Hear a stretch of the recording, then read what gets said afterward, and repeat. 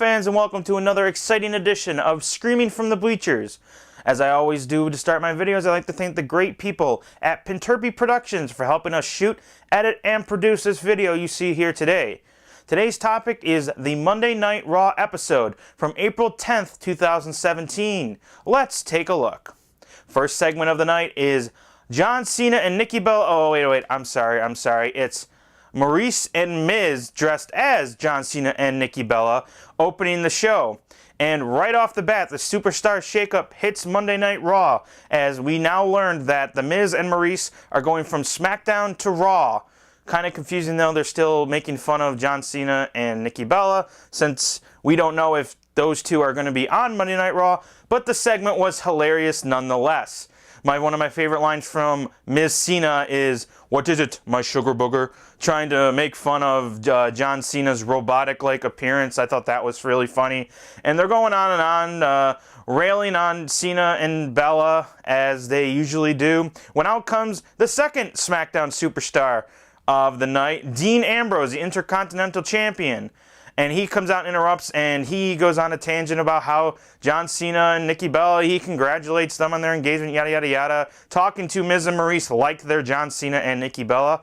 Thought that was pretty funny. And then Miz and Maurice reveal, hopefully in symbolic fashion, reveal that they are indeed Maurice and Miz, kind of putting the rivalry with John Cena and Nikki Bella aside to move on to bigger and better things. And once Dean Ambrose learns that fact, he goes and gives the dirty deeds to The Miz, and the segment's over. I'm really hoping that Miz and Dean Ambrose doesn't turn into a program, because we've already seen this program between the two of them, and I'd like The Miz and Maurice to get on to bigger and better things. Next segment brings us to the backstage area, where Kurt Angle is on the phone, and Sami Zayn comes in and asks him about his status on Raw, and he learns that SmackDown does have a lot of interest in him. And before they get into more details, The Miz and Maurice, coming off of the dirty deeds to The Miz, come to the backstage area, complain to Kurt Angle about what kind of show he runs. They left Daniel Bryan, who runs a bad show in their opinion, and now they're getting attacked. And of course, Kurt Angle says, nay, none of this. We're not doing backstage politics here. I'm going to set up a match between Sami Zayn and The Miz, which is awesome. I can't wait to see this. I don't know if it's their first encounter, but I know it's their first encounter in a long time, and I can't wait to see that match later in the evening. We next jump back to the ring for a match between The Revival and The New Day, minus Kofi Kingston. They spoke of his ankle injury and subsequent surgery to repair the broken ankle, and we can see that it's Xavier Woods and Big E coming out, but they have a blow-up doll who's supposed to look like Kofi Kingston. Thought it was kind of funny throughout the promo. The New Day was spewing Kofi Kingston, the blow-up Kofi Kingston's wig kept falling off, and you could see Big E struggling to just try and keep it on. I thought that was pretty funny. And then out come the Revival to answer New Day's challenge, and this is where the Revival makes me laugh a lot. They come out with two types of t-shirts. They have one that says Kofi Ankle, and the other one that says the Pop Cycle 2017 to 2017. I thought that was a great way to build off of last week. Have two t-shirts from the top guys. Very funny. And then we get into the match. New Day dominating early, getting off that emotion because New Day broke Kofi Kingston's ankle, and they get all that emotion. And then just before the commercial break, the Revival take over, and they pretty much back and forth dominate. There was a spot that was kind of confusing. You saw Xavier Woods do like a 360 forearm hit to Dawson, and they both fall over, and it kind of made no sense to me. The big finish, the finish to the match is Xavier Woods setting up for the New Day finisher, and he ends up jumping right into a shattered machine from the Revival 1-2-3 match over. The Revival win. Hopefully the Revival will get a chance to get on the microphone and talk, because very good promo skills between the two of them, and I hope this rivalry keeps building and building. More than likely going to be a match at Payback, but we don't know that just yet. But hopefully it builds, and Revival can get their time on the microphone. We next jump back to the ring for a match between the Revival and the New Day, minus Kofi Kingston. They spoke of his ankle injury and subsequent surgery to repair the broken ankle, and we can see that it's Xavier Woods and Big E coming out, but they have a blow-up doll who's supposed to look like Kofi Kingston. Thought it was kind of funny throughout the promo. The New Day was spewing Kofi Kingston. The blow-up Kofi Kingston's wig kept falling off, and you could see Big E struggling to just try and keep it on. I thought that was pretty funny. And then out come the Revival to answer New Day's challenge, and this is where the this is where the Revival makes me laugh a lot. They come out with two types of T-shirts. They have one that says Kofi Ankle, and the other one that says the Pop Cycle 2017 to 2017. I thought that was a great way to build off of last week. Have two T-shirts from the top guys. Very funny. And then we get into the match. New Day dominating early, gain off that emotion because New Day broke Kofi Kingston's ankle, and they get all that emotion. And then just before the commercial break, the Revival take over, and they pretty much back and forth dominate. There was a spot that was kind of confusing. You saw Xavier Woods do like a 360 forearm hit to Dawson, and they both fall over, and it kind of made no sense to me. The big finish, the finish to the match is Xavier Woods setting up for the New Day finisher, and he ends up jumping right into a shattered machine from the Revival 1-2-3 match over. The Revival win. Hopefully the Revival will get a chance to get on the microphone and talk, because very good promo skills between the two of them, and I hope this rivalry keeps building and building. More than likely going to be a match at Payback, but we don't know that just yet. But hopefully it builds, and Revival can get their time on the microphone. After the New Day Revival match, there's a graphic that comes up on the screen that says the fate of Seth Rollins, and it's kind of confusing because during the Superstar Shakeup, we already had the three stars from SmackDown come over earlier in the show. They just kind of showed up. There was no hoopla, no, oh, who's coming? It was just more, they just showed up. So I don't understand why Seth Rollins gets a special graphic that comes up. We'll get into that later. We jump to the backstage area again with an interview with the Cruiserweight Champion, Neville, who uses a funny word. He says, "No one's on my Neville level." I thought that was a great use of rhyming. And TJ Perkins comes into shot, and he gets booed. And I was kind of shocked. I'm like, oh, I thought TJ was a good guy, but he's getting booed. And in my mind, I'm already thinking, oh, maybe sooner rather than later, they got to turn a TJ Perkins heel. And Neville basically goes on this huge love of TJ Perkins, says, you weren't respected once you won the championship. Your career has been nothing since you lost the championship, and you've been overlooked and all that stuff. And I kind of have to agree with Neville. Ever since TJ Perkins lost the title, he really hasn't been a focal point of the Cruiserweight division. And after all that, Austin Aries comes up trying to say, are you really going to believe this guy? This guy that's been rigging on all the Cruiserweight, saying no one's on his Neville level, and you're going to believe him? And Austin kind of runs to the ring. They're kind of hyping up a match between Aries and Perkins later in the night, and you kind of see Perkins standing there thinking, maybe Neville has a point. The one thing that annoyed me about the segment is that whoever has the stupid walkie-talkies, shut them off. Come on. I mean, you're on Monday Night Raw, a live segment in the backstage area, and you can't shut your walkie-talkies off? Come on. The next superstar to come over from SmackDown to Raw is Curt Hawkins. Didn't really like him on SmackDown. He has the worst gimmick going at the moment, but he's over on Raw now. And he says something about the Louisiana Purchase, how he's the biggest acquisition. It's like, who cares about the Louisiana Purchase in New York? Just saying. He's saying, where's the big welcoming party? And out comes the Big Show. It's the second week in a row where he said, I'm going to give you to the count of 10, and the perfect 10, Ty Dillinger shows up. And now he's saying, where's the big welcoming party? And the Big Show shows up. Tries to go in for a hug, saying, hey, Big Show, how you doing? And he gets knockout punch, he's down, and Big Show walks out. Doesn't look like much is going to be different for Curt Hawkins, jobber to the stars. I mean, I don't know if you consider Big Show a star, but he's going to be a jobber, it seems, on Monday Night Raw. Next match on the card is TJ Perkins versus Austin Aries, kind of hyped earlier in the show. During his entrance, TJ Perkins again gets booed. by some of the fans. And again, in my head, I'm thinking, maybe they should turn him heel, see what he can do as a heel. We get through the match. The ending is a roll-up by TJ Perkins. Neville was out on commentary basically saying what he said to TJ Perkins earlier about him being overlooked. And again, I have to agree with Neville. Ever since losing the Cruiserweight title, TJ Perkins has been a shadow of himself on 205 Live and on Monday Night Raw. Again, Neville gets off from the commentary table, distracts Austin Aries. TJ Perkins rolls him up. 1, 2, 3, match over. Kind of a shocker. And then Austin Aries is basically trying to get Neville to come into the ring and fight him. And what I predicted was going to happen in a couple weeks actually happened that night. TJ Perkins turns heel. He attacks Austin Aries, hits a beautiful kick.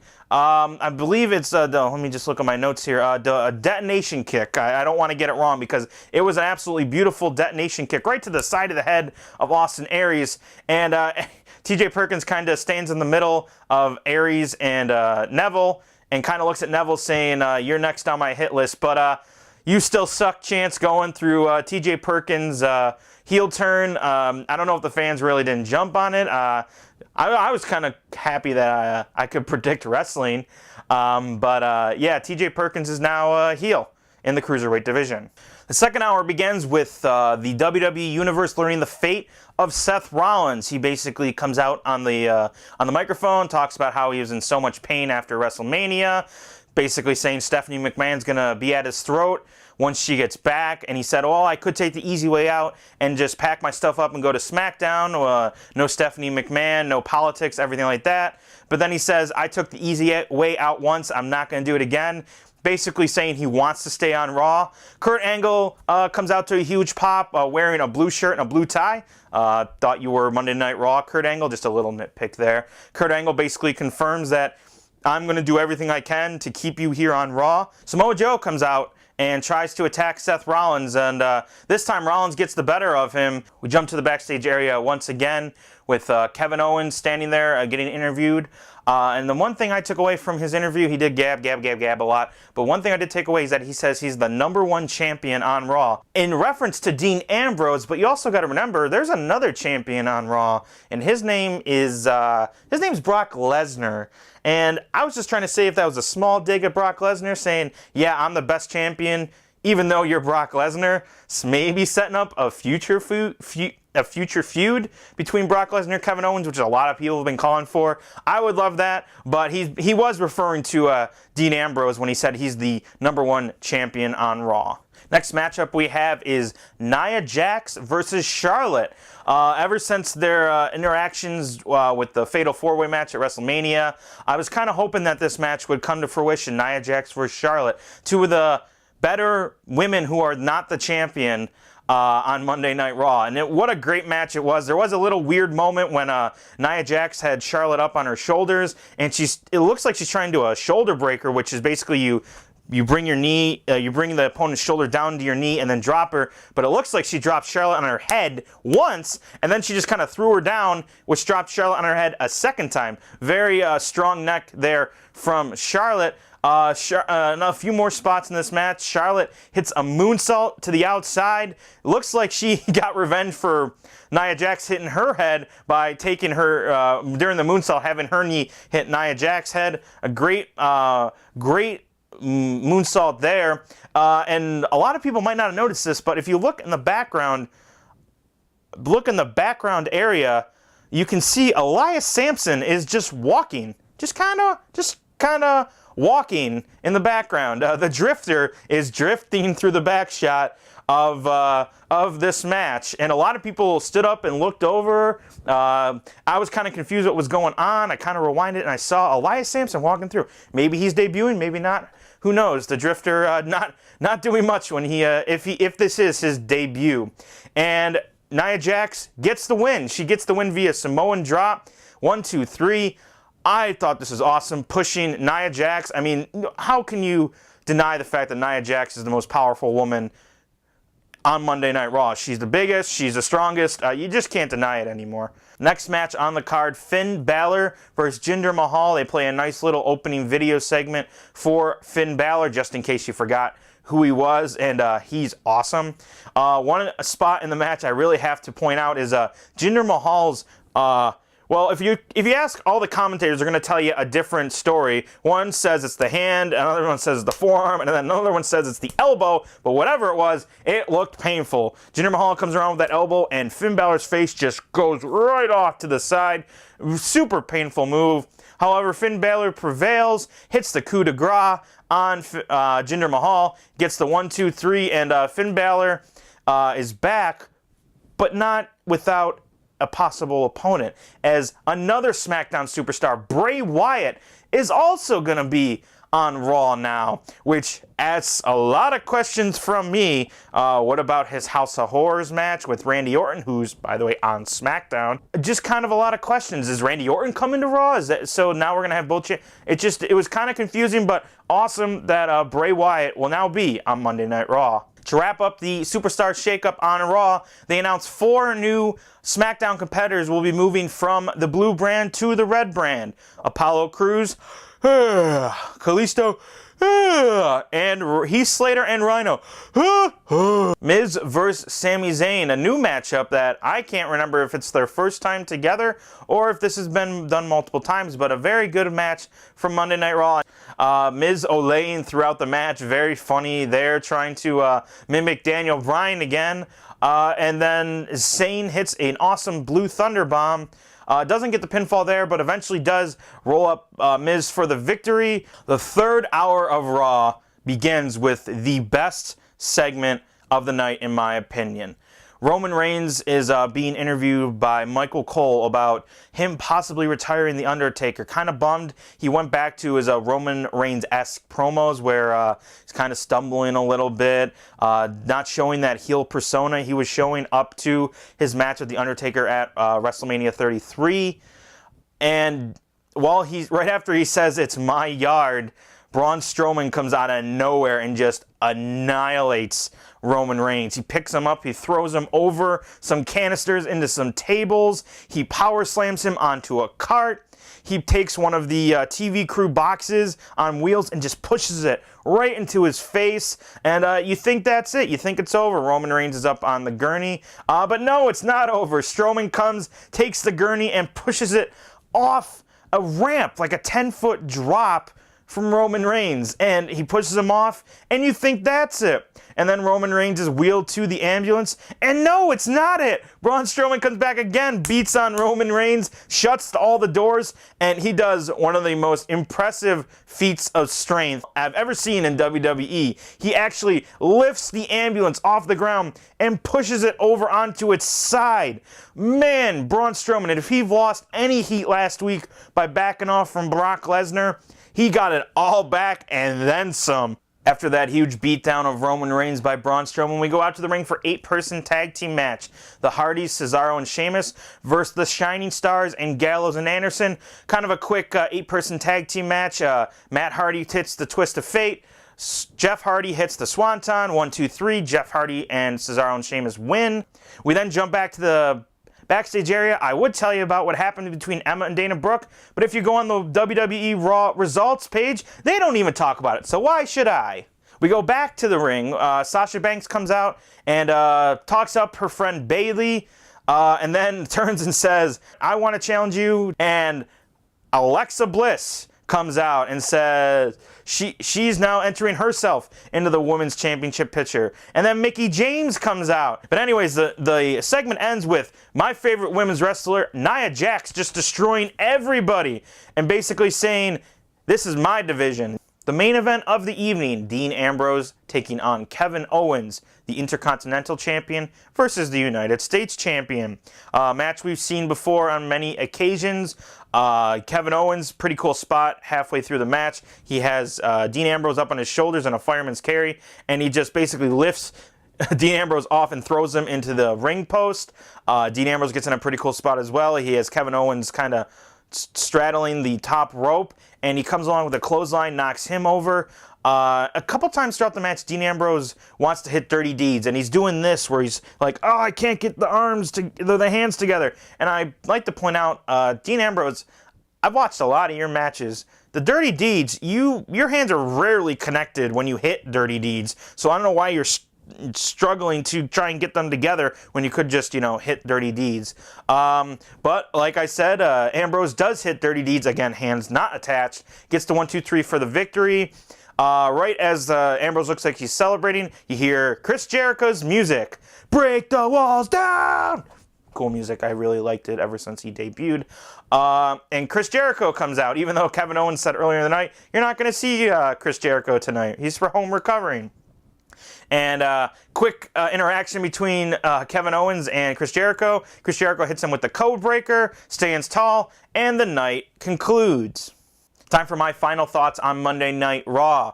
Things I did like. Nia Jax, her push all night long, dominating the women's division. First she beats Charlotte, and then she beats up every other woman on Monday Night Raw, saying, this is my division. I hope that continues. Braun Strowman's attack on Roman Reigns. Great TV, pushing the cart into him, into the stone wall, throwing him off the ramp, pushing over the ambulance. I thought this was all great to give Braun Strowman his heat back. Although he was getting cheered the whole time, he is somewhat of a heel. Pushing Braun Strowman and Nia Jax, great ideas for Monday Night Raw. I love the Revival and their t-shirts. I thought that was great. Great advertising for what they did the week before. Things I didn't like. I didn't like the fact I had to wait an hour and a half into Raw for them to tell me, oh, by the way, SmackDown is having an episode like this tomorrow night. I didn't like the fact that Elias Samson, his debut, was kind of in the middle of a match. It was in the middle of 2 matches, actually. You had him walking in the women's singles match, and then you had him kind of walk out during the 8-person tag team match, and he didn't do anything. Overall grade for the show, I give it a B+. Like I said, I loved the Nia Jax and Braun Strowman segments. I liked a couple of the matches. I definitely liked it. Was a good show overall, and SmackDown Live will have to do a lot to compete with it. Well, folks, that's the end of the episode. Be sure to thumbs up this video if you like it. Subscribe to Pinterpe Productions to make sure you don't miss any episodes of Screamin' from the Bleachers. My name's Alec, and you have a good one.